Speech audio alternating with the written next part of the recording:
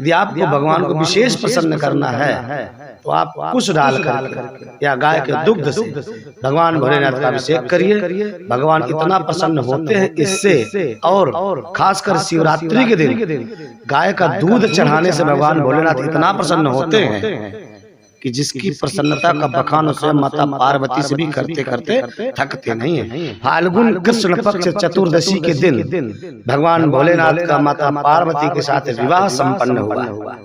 इसलिए भगवान भोलेनाथ का इस दिन विशेष दिन माना जाता है। भांग हुआ, धतूरा हुआ, बेलपत्र हुआ, ये सब भगवान को जब अर्पित करते हैं तो भोलेनाथ इतने प्रसन्न होते हैं कि उस दिन जो भी मनोकामना लेकर के आप उनके पास जाओगे और अवश्य पूर्ण होगी, इसमें कोई संशय नहीं।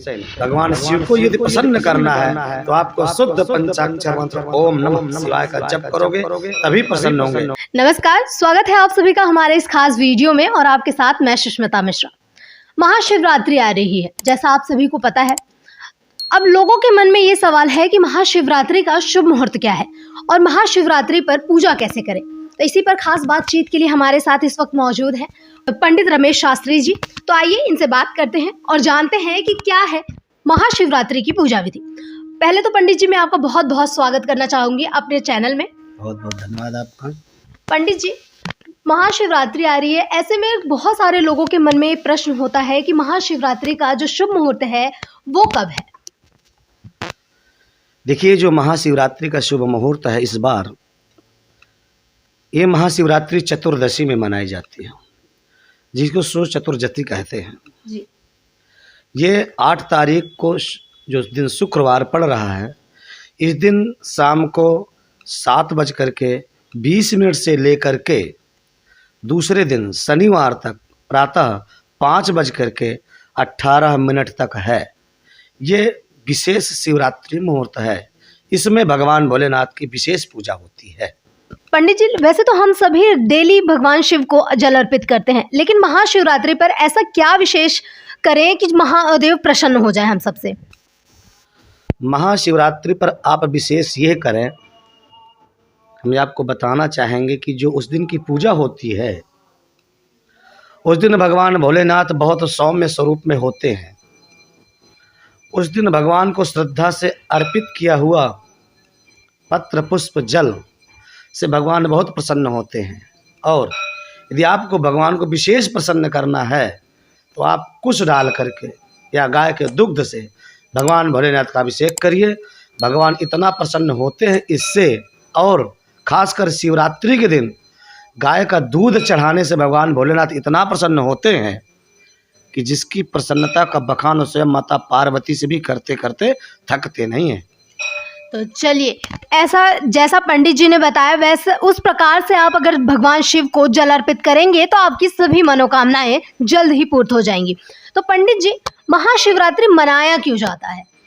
महाशिवरात्रि पर्व इसलिए मनाया जाता है कि इस फाल्गुन कृष्ण पक्ष चतुर्दशी के दिन भगवान भोलेनाथ का माता पार्वती के साथ विवाह संपन्न हुआ है।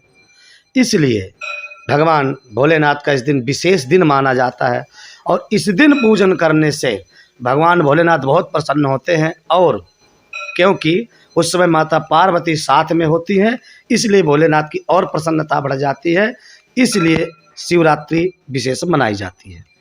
पंडित जी, अब मेरा ये सवाल है आपसे कि महाशिवरात्रि के दिन महादेव को किन चीज़ों का भोग लगाना चाहिए और कौन से फूल अर्पित करने चाहिए महादेव को। वैसे तो भगवान भोलेनाथ एक ऐसे देवता है कि आप उन्हें जो भी कुछ अर्पित करेंगे वो बड़ी प्रसन्नता से लेते हैं जी। लेकिन उनका विशेष भोग होता है उस दिन का, जैसे भांग हुआ, धतूरा हुआ, बेलपत्र हुआ, ये सब भगवान को जब आप अर्पित करते हैं तो भोलेनाथ इतने प्रसन्न होते हैं कि उस दिन जो भी मनोकामना लेकर के आप उनके पास जाओगे और अवश्य पूर्ण होगी, इसमें कोई संशय नहीं। ध्यान रहे, जल चढ़ाते समय भगवान के पंचाक्षर मंत्र का जप अवश्य चलता रहे। तो पंडित जी, वो पंचाक्षर मंत्र क्या है वो हमारे दर्शकों को जरूर बताएं आप। वो पंचाक्षर मंत्र बहुत सरल है और सबके हृदय में है और उसका जप सब करते हैं, लेकिन शुद्धि और अशुद्धि का ध्यान रखें। वो पंचाक्षर मंत्र और कुछ नहीं, ओम नमः शिवाय, ये शुद्ध उच्चारण करें। क्योंकि बहुत से लोग ओम नमः शिवाय बोल देते हैं, वो गलत है। और ये भी हम बताएंगे कि जो कुछ लोग ओम शिवाय नमस्तुभ्यम का जप करते हैं, ये गलत है। ऐसा कहना बहुत ही गलत है। भगवान शिव को यदि प्रसन्न करना है तो आपको शुद्ध पंचाक्षर मंत्र ओम नमः शिवाय का जप करोगे तभी प्रसन्न होंगे। और अपनी बात रखने के लिए लोग अनेक प्रकार से प्रस्तुत करते हैं कि हमारी बात को सुनने के लोग आकर्षित हों। इससे वेदों पर बहुत विपरीत प्रभाव पड़ता है, इसीलिए वेदों की भाषा बहुत दुरूह मानी जाती है।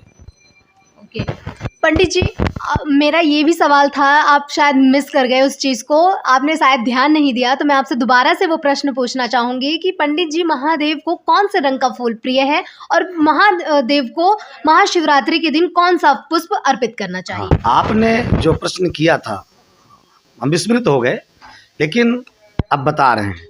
महादेव को यदि विशेष प्रसन्न करना है, आपका कोई विशेष मनोरथ है, तो आप उनको केतकी का पुष्प चढ़ाइए और केतकी के पुष्प से भगवान भोलेनाथ बहुत प्रसन्न होते हैं। पंडित जी, अब मेरा एक प्रश्न और है आपसे कि महाशिवरात्रि के दिन विशेष पूजा क्या होती है और पूजा विधि क्या है, ये आप हमारे दर्शकों को जरूर बताएं। महाशिवरात्रि के दिन विशेष पूजा होती है क्योंकि उस दिन भगवान भोलेनाथ माता पार्वती के साथ विराजते हैं। और उसकी जो पूजा विधि है, जब चतुर्दशी प्राप्त हो जाए, चतुर्दशी प्राप्त होने पर अपने घर से एक लोटे में जल, गंगा जल उसमें ना डालें, क्योंकि गंगा जल डालने से मनुस्मृति में ऐसा लिखा है कि यदि आप गंगा जल डालते हैं तो वो जल मदिरा हो जाता है। इसलिए कभी भूल कर भी जल में गंगा जल मिला करके ना अर्पित करें, केवल शुद्ध जल लेकर के आवें। यदि आपको गंगा जल अर्पित करना है तो केवल गंगा जल ही लेकर के आवें। बिल्वपत्र, भांग, धतूरा और बेल का फल, चावल, समी का पत्र, तुलसी दल, ये सब लेकर के भगवान का पूजन करें, अति प्रसन्न होते हैं भगवान भोलेनाथ। बहुत बहुत धन्यवाद पंडित जी आपका, आपने हमारे दर्शकों को इतनी अच्छी बातें बताई। फिलहाल के लिए इस वीडियो में इतना ही। अब मुझे और पंडित जी को दीजिए इजाज़त। नमस्कार। हर हर महादेव।